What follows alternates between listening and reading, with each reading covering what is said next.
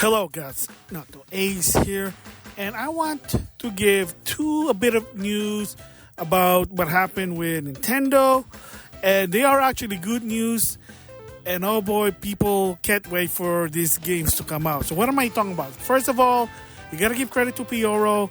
So he showed a cartridge of the Nintendo World Championship. What does it mean? People thought it was a Switch announcement, which there is. That'd be a different video.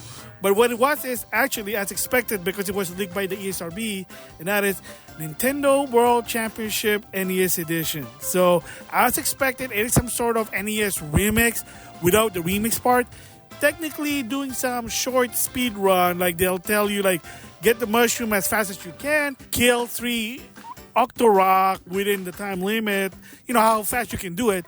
And for people who don't know what is the Nintendo World Championship, it's a Nintendo tournament of speed runs. So a lot of this game is all about going from point A to point B as fast as you can, and then you get leaderboard. So it started in 1990, it stopped for a while, and then the latest one was, if I remember, during E3 was 2017. It is what it is, you know, it's another type of, I guess, tournament, esports, whatever. It is what it is. A game for July also, that's another thing. So there's still more Nintendo games coming, but that'll be a different video. Nintendo World Championship NES Edition, because it's all about NES, or in Japan, Famicom. So thoughts? Good. I'm excited. Should have been in the Nintendo Switch Online. Kind of make more sense if it was. Come on, you already have a lot of those NES games there, but it is what it is. $30 for digital. I wish there would be a physical for $30 because the only way to get the physical version is you pay a $60 with all the collectibles, including a gold NES card that doesn't even play. And if you don't know what that is, it was based on The Legend of Zelda and The Adventure of Link, which they were gold cartridges. So it is what it is. Cool. Am I going to get it?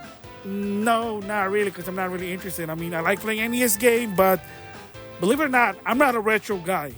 Like, I do like playing retro, but I do like playing retro with quality of life, i.e. Sonic Origin, or in the NSO Rewind feature, but that's just me there.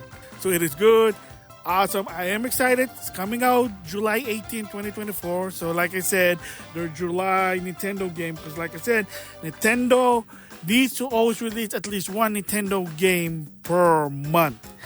So I'm excited. Retro, tournament, leaderboard, you get it. So for me, I'm going to get the digital one for $30. It is what it is. Hopefully Nintendo would consider at least a $30 physical release. But again, the only way to do it is for that collector's edition. And I think the reason why is that because they are getting ready for the next Nintendo console. Again, different video there. And another one is really quick one is a bit of a controversy to some extent, but it is what it is. I mean, even for me, I personally like games to be 60 frames over 30. But if they can't do it, it is their choice. I know that sounds lame, i.e. Starfield. But again, in this time of age, games should be 60 frames. But like I said, the Switch is kind of old. It can only go to 1080p. Maybe the next one. Maybe it has a boost mode.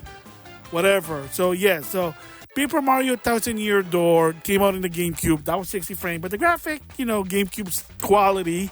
Game is good. Turn-based Paper Mario. Because ever since, like, Paper Mario Sticker Star, Paper Mario Paintbrush, and then, of course, Paper Mario Origami King, I play those. I'm not going to lie. They're not fun. And, of course, the one for the Wii, Super Paper Mario. I don't get it. Like, why can't you just do a turn-based, like, Mario and Luigi, especially Paper Jam. Oh my gosh, Paper Jam, one of my favorite Mario and Luigi games because it's a crossover. Of course, by now you know the game's going to be 30 frames because they rather focus on graphic over performance. It is what it is. There's no version of a performance mode.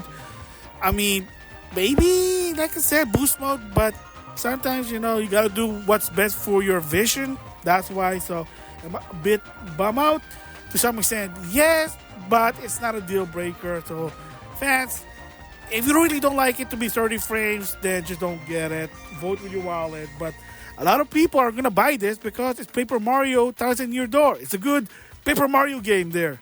And of course, yeah, there is a bit of a censorship. All I can say is that the script that they changed, I'm just going to say it's corny, but again, it's not like cringy or like, oh, that's lame. I mean, you gotta keep in mind that Mario games are for kids, so I mean, maybe the new generation of kids are more sensitive. Just saying, I don't know. So anyway, it's not a really deal breaker. Am I gonna get it again in the long run? I wouldn't mind playing it again for the second time, but again, I'm gonna wait for a rare sale because Nintendo doesn't sell their game on a sale. But it is what it is. If you get lucky, if you time it right, you could, because by the time of this recording, Mario RPG still $44 on Amazon. So I mean, I guess not a lot of people like that game. That should be the best RPG game. It's from Square Enix, but whatever. There you go. 2 quick Nintendo news I want to give my thoughts on. Nintendo World Championship NES Edition, awesome. Just gonna get the digital for $30. I don't mind. I mean, I'm gonna cut my loss for that one. I would have it physically, but whatever. And as for Paper Mario Thousand Year Door being 30 frames, it's graphic over performance in this one. What can you do? I mean, look at Luigi's Mansion HD. That's going to come out in June, and that's still 30 frames. So, I mean, you never know. Maybe the Switch 2, the next Nintendo console, like I said, might have a boost mode. Rumor has it there's 240 frames per second. We'll just have to wait and see. So with that, I'll see you guys later.